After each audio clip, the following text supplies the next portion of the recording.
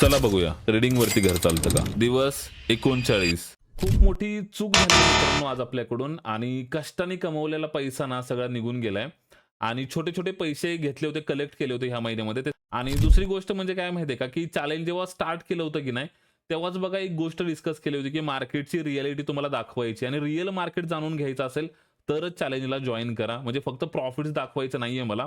तो ट्रेडिंग चॅलेंजचा आहे दिवस 39वा आणि आजचं जे लॉसेस आहेत ते मार्केटमुळे नाही झालेले.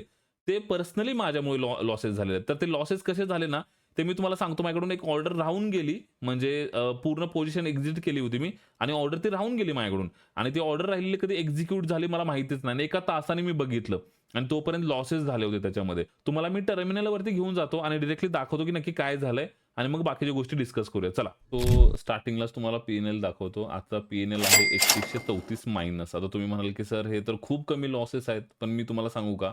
प्रॉफिट्स करताना खूप छोटे-छोटे केले होते आपण आणि फंड्स पण आता आपण कमी यूज करतो. सो आपल्या अकॉर्डिंग रिस्क मॅनेजमेंट थोडीशी हल्ली इथं प्रॉब्लेम झाला क्रिएट. एंटायर पोझिशन क्लोज केली होती मी ओव्हरऑल स्टॉप लॉस देऊन ₹1400 ला एंटायर पोझिशन क्लोज केली. पण एक सेलिंग लेग जो होता पुढचा तो राहून गेला. जेव्हा मार्केट इथे आलं आणि बाउन्स केलं ना, देन बाउन्स करेल हेच एक्स्पेक्टेशन होतं आणि डे हाय क्रॉस केल्यानंतर आपण एंटर करणार होतो. पण पुढचा स्टॉप लॉस कसा राहिला वी डोंट नो. इथे बघा तुम्हाला दिसेल इथे समथिंग आहे आणि जी पोझिशन एक्झिट झाली 1 तास ओपन राहिला लेग माझ्याकडून आणि मी बघितलंच नाही, लक्षच नाही कारण की स्ट्रीममध्ये होतो मी, माझं लक्ष नव्हतं आणि 1 तासानंतर जेव्हा मी चेक केलं अल्मोस्ट 10:30च्या आसपास म्हणजे नियर बाय आहे इथे कुठेतरी मी चेक केलं. तर तेव्हा मी बघितलं तर हा लॉस इथे दिसला मला ₹3100 आसपास. मी जास्त विचार नाही केला, पोझिशन कट करून टाकली. तो ठीक आहे मित्रांनो, अशा गोष्टी घडत असतात, होत असतात. तुमच्याकडून पण अशा मिस्टेक्स झाल्यात की नाही कधी कमेंटमध्ये मला नक्की सांगा.